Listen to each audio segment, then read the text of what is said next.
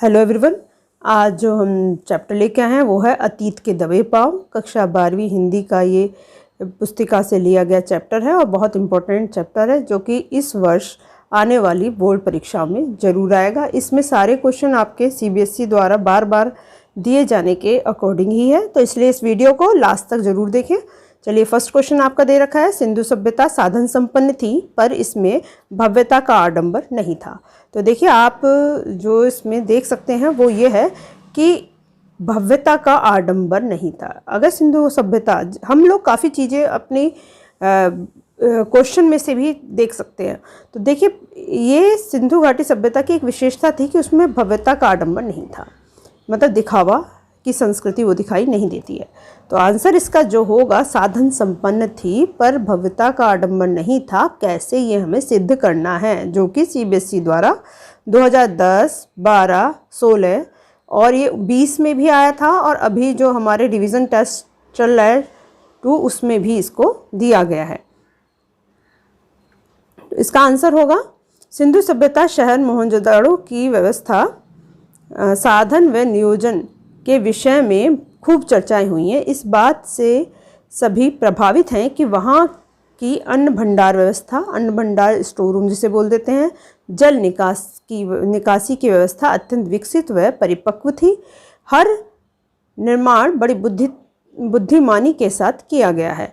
यह सोच कर कि यदि सिंधु का जल बस्ती तक फैल भी जाए तो कम से कम नुकसान हो, इसके अनुसार ही उसकी जल निकासी की व्यवस्था की गई थी।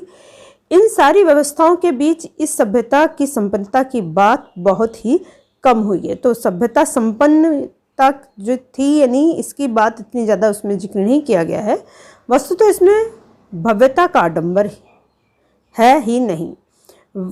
व्यापारिक व्यवस्थाओं की जानकारी मिलती है, मतलब व्यापार से संबंधित जो व्यवस्थाएं थी उसकी जानकारी यहाँ पे मिलती है, मगर सब कुछ आवश्यकताओं से ही जुड़ा हुआ है।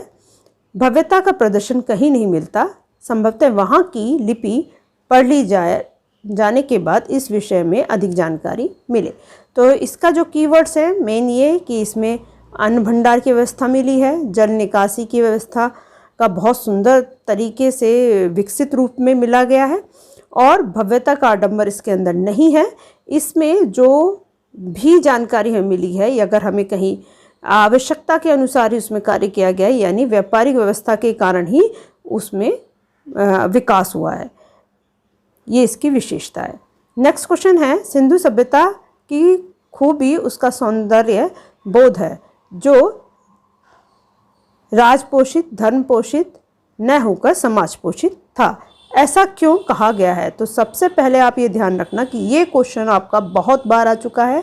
हमारा जो सिंधु घाटी सभ्यता थी वो राजपोषित नहीं थी, यानी राजा की व्यवस्था उसमें हमें दिखाई नहीं दी गई है।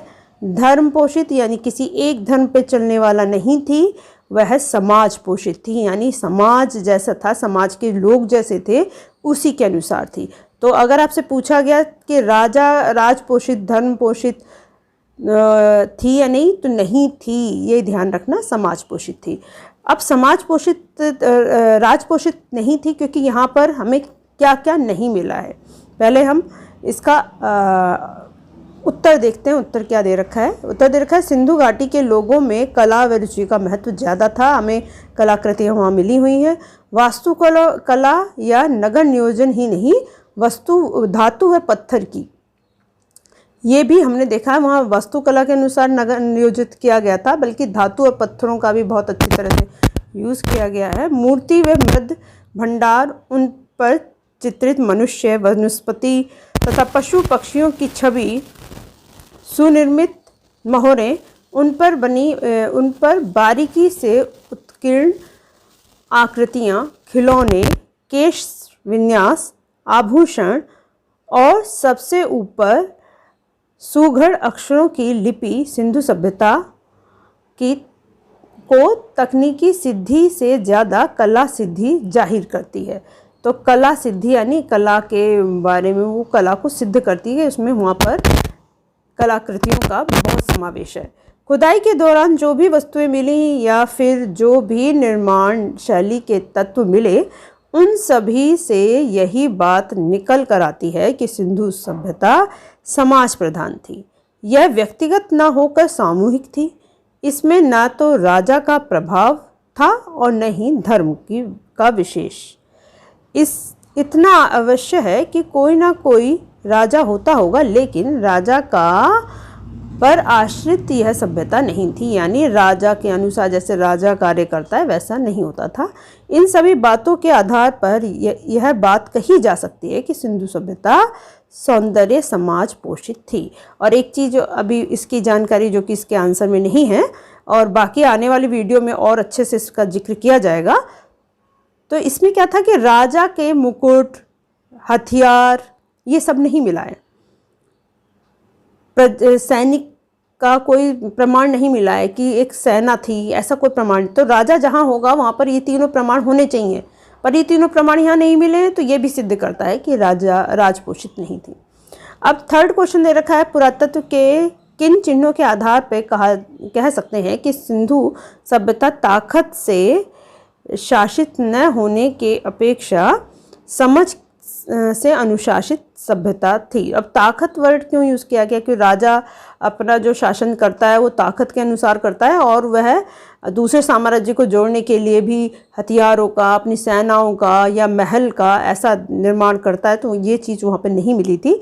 यहाँ जो मिला था वह था अपनी समझ के अनुसार ही उसे अनुशासित किया गया है। तो इसमें यह भी बोर्ड की परीक्षा में आ चुका है और अभी इसका आंसर जो होगा वो ये है, सिंधु सभ्यता से जो अवशेष प्राप्त हुए हैं, जो भी हमें वहाँ अवशेष होते हैं, कुछ टुकड़े, कुछ बचे हुए जो पोर्शन होता है उसको हम अवशेष बोलते हैं। इसमें औजार तो हैं, हथियार नहीं थे। जैसा कि मैंने जस्ट अभी बताया था कि औजार यानी कार्य करने के लिए वो तरह तरह के टूल्स तो यूज़ करते थे, पर वेपन्स नहीं यूज़ करते थे, यानी औजार नहीं यूज़ करते थे। मोहनजोदाड़ो, हड़प्पा से लेकर हरियाणा तक समूची सिंधु सभ्यता में हथियार उस तरह नहीं मिले हैं जो कि राजतंत्र में होते हैं। दूसरी तरह राजतंत्र, धर्मतंत्र की ताकत का प्रदर्शन करने वाले महल या उपासना स्थल, मूर्तियाँ, पिरामिड आदि मिलते हैं। हड़प्पा संस्कृति में न भव्य राजप्रसाद मिले हैं, न मंदिर, न राजाओं व महतों की समाधियाँ। मोहनजोदाड़ो से मिले नरेश के सिर का मुकुट भी बहुत छोटा है। इन सब के बावजूद यहाँ ऐसा अनुशासन जरूरी था जो नगर योजना, वास्तुशिल्प व मुहर ठप्पों, पानी या साफ सफाई जैसे सामाजिक व्यवस्थाओं में एक रूपता रखे हुए था। इन आधारों पर विद्वान यह मानते हैं कि यह सभ्यता समझ से अनुशासित सभ्यता थी, न कि ताकत से। तो ये बहुत इम्पोर्टेंट पार्ट है। आपने अगर ध्यान दिया होगा तो ये और ये दोनों एक रूपता लिए हुए हैं।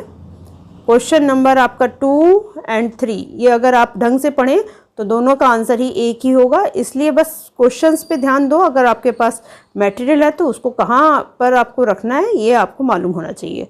तो नेक्स्ट क्वेश्चन है, यह सच है कि यहाँ की किसी आंगन के टूटी फूटी सीढ़ियाँ अब आपको कहीं नहीं ले जाती, यानी अब वो चीज़ खराब हो गई है।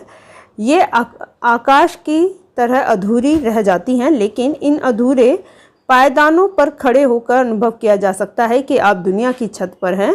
वहाँ से आप इतिहास को नहीं उसके पार झांक रहे हैं। इस कथन के पीछे लेखक का क्या आशय है?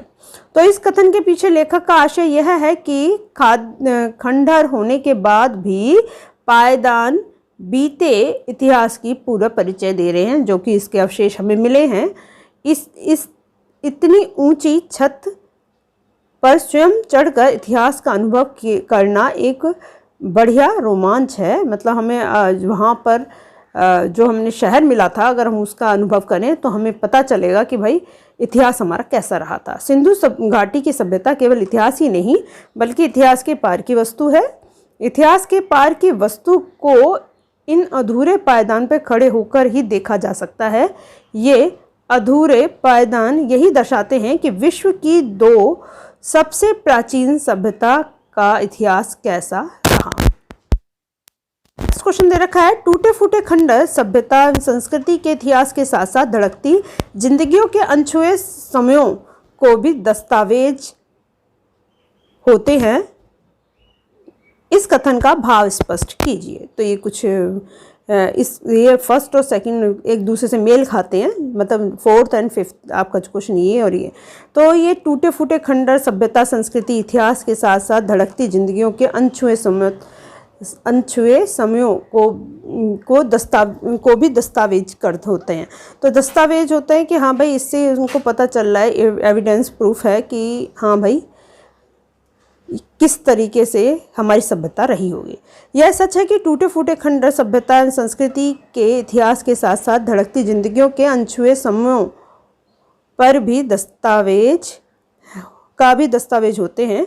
मोहनजोदाड़ो में प्राप्त खंडहर यह एहसास कराते हैं कि आज से 5000 साल पहले कभी कहाँ यहाँ बस्ती थी। ये खंडहर उस समय की संस्कृति का परिचय देते हैं या परिचय कराते हैं। लेखक कहता है कि इन आदिम शहर के किसी भी मकान की दीवार पर पीठ टिकाकर सुस्ता सकते हैं, यानी सुस्ताना यानी रेस्ट कर सकते हैं, चाहे वह एक खंडहर ही क्यों ना हो। किसी घर के देहरी पर पांव रखकर आप सहसा सहम सकते हैं और रसोई की खिड़कियों पर खड़े होकर उसकी गंध महसूस कर सकते हैं, या शहर के किसी सुनसान मार्ग पर कान देकर बैलगाड़ी की रुनझुन सुन सकते हैं। इस तरह जीवन के प्रति सहज दृष्टिकोण होने पर पुरातत्व खंडहर भी जीवन की धड़कन सुना देते हैं। ऐसे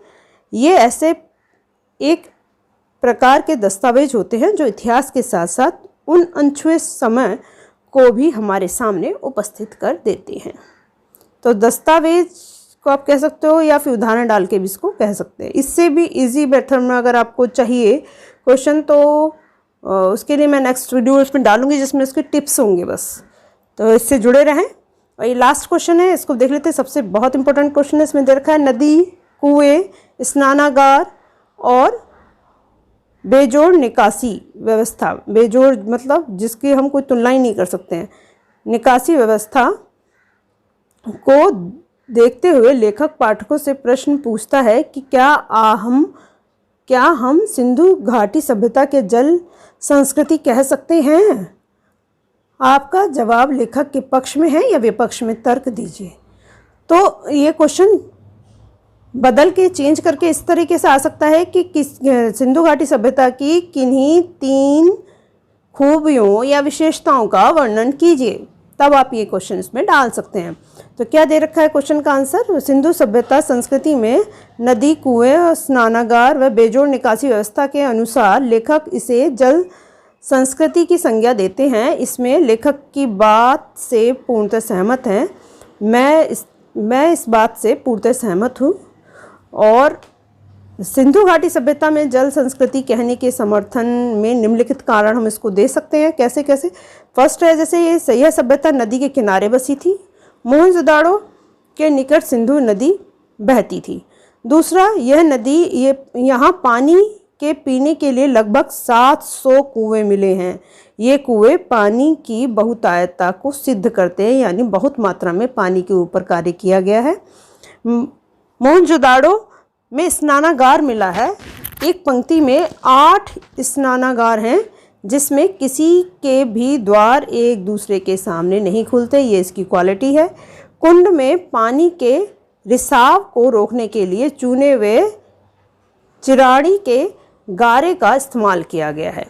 जल निकासी के लिए नदियाँ व नाले बने हुए हैं जो पक्की मिट्टी के बने हुए हैं। ये ईंटों से ढके हुए हैं।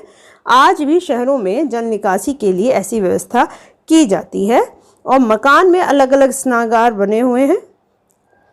मोहरों पर उत्कीर्ण पशु, शेर, हाथी व गैंडे जल प्रदेशों में ही पाए जाते हैं। तो इस तरह से हम सिद्ध कर सकते हैं कि ये जल निकासी की उचित व्यवस्था है। बहुत अच्छा क्वेश्चन है, आ सकता है वेरी इंपॉर्टेंट क्वेश्चन है। इस तरह से आपके सिंधु घाटी सभ्यता के जितने भी पॉइंट्स वो क्लियर हो गए हैं। जो रह गया है या इससे रिलेटेड जो क्वेश्चन है वो आपको नेक्स्ट वीडियो में मिलेंगे, इसलिए इस कड़ी श्रृंखला, इस ईयर की श्रृंखला से आप जुड़े रहें, जिससे कि आपके बोर्ड की परीक्षा का पूरी तैयारी मैं अपनी वीडियो के अनुसार करवा सकूं और आपकी सहायता कर सकूं। आज के लिए बस इतना ही। धन्यवाद।